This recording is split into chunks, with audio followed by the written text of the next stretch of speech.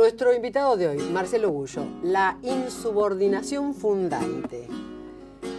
¿Cómo te metiste con el poder? Si hay un tema complicado para los argentinos, es el tema del poder.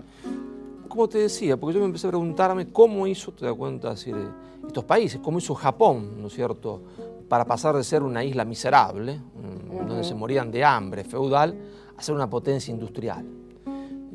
Entonces dije, hay que estudiar los casos, hay que estudiar el caso concreto, es decir, no ir, ¿no es cierto?, de la ideología a la realidad, sino ir de la realidad histórica a la ideología. Ajá, ¿no? O sea, partir de los hechos. De los hechos concretos, es decir, bueno, vamos a ver no lo que Inglaterra dice que hizo para pasar a ser la gran potencia industrial del mundo, sino qué hizo Inglaterra, qué hizo Estados Unidos, qué hizo Japón, qué hizo China, qué hizo Corea, qué hizo Francia, qué no hicieron los otros. Y entonces yo dije, bueno, estudié estos fenómenos y dije, a pesar de que son experiencias históricas hechas en momentos históricos distintos, en culturas distintas, en continentes distintos, todas tienen un común denominador. Sí, como decíamos en matemáticas, volviendo a cuarto grado, decía, la señora decía, saca usted el común denominador. Bueno, sí. Todas tienen un común denominador, que no es que uno tenga que tomarla como ejemplo, ni nada, ni para imitar, sino para saber que todas tienen estamos analizando un común denominador. ¿Cómo se explica ese común denominador? Se explica, si uno estudia primero cómo los ingleses construyeron su poder nacional. Porque claro, nosotros en la historia, los argentinos, hemos hecho muchas veces el papel de estúpidos. Aunque nos duela reconocerlo, muchas veces hicimos un papel de estúpidos. A ver, dame un ejemplo. Para volver con tu sistema, ¿no? Porque tu metodología. Hicimos un papel de estúpidos. Nosotros exportábamos, te das cuenta, el cuero a los ingleses y le importábamos los zapatos. Sí. Exportábamos la lana y le importábamos los textiles hechos, y siempre perdíamos en esa relación. Pero hubo una época en que los ingleses, ¿no es cierto?, eran los argentinos de los Países Bajos, de lo que hoy es Holanda y Bélgica, eran los estúpidos, ¿no es cierto?, con respecto a los Países Bajos. ¿Por qué? Porque los ingleses, ¿qué hacían? ¿De qué vivían?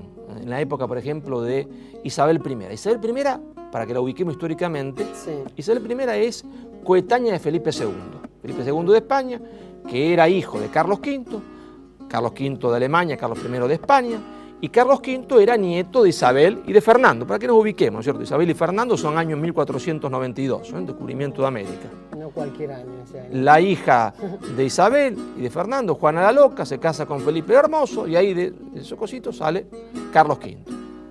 Hijo de Carlos V, Felipe II, Isabel de Inglaterra es coetánea a Felipe II, los ingleses viven de exportarle lana en bruto a los Países Bajos. ¿Y qué va a decir Isabel? Vamos a hacerlo, por resumir burdamente, ¿no es cierto? No, es un relato para... ¿Qué hace Isabel? Isabel dice, bueno, señores, le dice a los comerciantes de Londres, queda prohibida la exportación de lana a los Países Bajos. ¿Cómo? Dijeron los exportadores, nos vamos a fundir todos. Pero en un momentito le dijo ella, esto no es todo. Queda prohibida la importación de productos textiles de los Países Bajos. Y ahí saltaron los importadores y dijeron, esta señora está loca, acá nos fundimos todos. Claro. Y entonces Isabel le dijo, hay dos posibilidades. Una, nos fundimos todos. La otra, ustedes se convierten en industriales. Es decir, con esta lana que tenemos acá, la vamos a industrializar. Por supuesto, va a haber un apoyo del Estado, y hubo un gran apoyo del Estado inglés, que yo denomino técnicamente el impulso estatal, porque Isabel trajo tejedores de Flandes, trajo tecnología, ubicó la fábrica donde había que ubicarla y dio créditos para eso. Es decir, hubo un gran impulso estatal. Marcelo, pero este ejemplo que vos me das, sí, de Isabel, en relación a el aspecto común, el factor común que analizaste con respecto... Vamos por parte y cucharadas. Esto posibilitó que después Inglaterra hiciese la revolución industrial. Ya venía el entramado industrial con la industria textil a partir de la hidráulica y después con otra medida muy semejante a la de Isabel que hace Oliverio Cromwell, que es el dictador inglés, que es decir, señores, vamos a ir un poquito más. Ahora queda prohibido que traigan mercaderías en barcos que no sean ingleses y con 70% de la tripulación inglesa. De nuevo el gran escándalo de los hombres del puerto, como en Buenos Aires, pues siempre hay hombres del puerto. Creados. Y entonces dicen, nos fundimos todo, Cromwell, no seas loco. Dos posibilidades, o se funden o se convierten en armadores de barcos. Y así nace la industria británica. Es decir, nace a partir de dos cosas: un enorme proteccionismo económico y un enorme impulso estatal. Pero cuando los ingleses llegan a la industrialización, se dan cuenta que tienen un poder enorme. Entonces se preguntan, ¿cómo hacemos para conservar ese poder y que los otros no lleguen al umbral de poder al cual nosotros hemos llegado? Entonces dicen, bueno, lo que hay que hacer es que con el enorme prestigio de nuestras universidades, crear una ideología política que le diga a los otros que para llegar al desarrollo no tienen que hacer lo que nosotros hemos hecho. Es decir, esa ideología política va a decir que el Estado jamás debe intervenir en la economía, que es un pecado que haya barreras proteccionistas, que hay una mano mágica que lo soluciona todo y que por supuesto que nadie se preocupe en ser un país industrial, porque hay una división internacional del trabajo querida por la naturaleza, querida por Dios, científica. Y entonces el que diga algo en contra de esto es como decir que 2 más 2 no es 4. Olvidándose que Inglaterra, para llegar al umbral de industrialización al cual había llegado, había hecho todo lo contrario, había hecho un férreo proteccionismo estatal, un férreo impulso, se entiende, del Estado a la economía. Pero creaba una ideología que decía todo lo contrario de lo que ella había hecho para industrializarse. ¿Pero eso no le juega en contra? No, no le juega en contra, le juega a favor, porque esa ideología asumida por los otros, impide la industrialización, como impidió la industrialización argentina y de la América hispánica. ¿Cuál es el común denominador de todos los países que lograron industrializarse? Me aprieta un poco la camisa. Me voy a desabrochar esto, mira. Sí. Además, ¿sabes ese fervor necesita aire. ¿Ese común denominador cuál es? Ese común denominador es que, para empezar, los norteamericanos, que conocían a la mamá, sabían que la mamá no era tan santa, que tenía su cosita la mamá, ¿te das cuenta? ¿No? Había tenido sus agachaditas.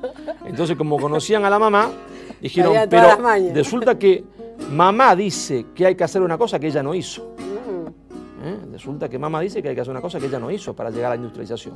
Entonces los norteamericanos se dan cuenta de que hay que hacer el camino completamente contrario de lo que los ingleses dicen a partir de sus grandes teóricos, Adam Smith, David Ricardo, con el enorme prestigio de sus universidades medievales.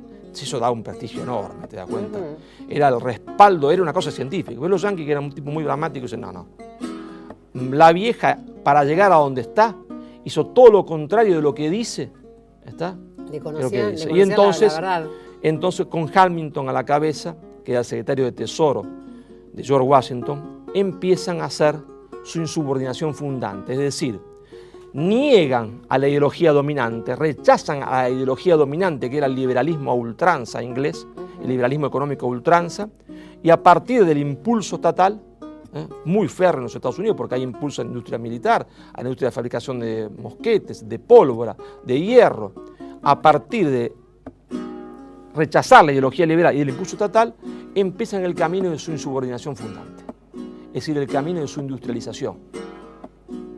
Ese es el origen de la industrialización norteamericana.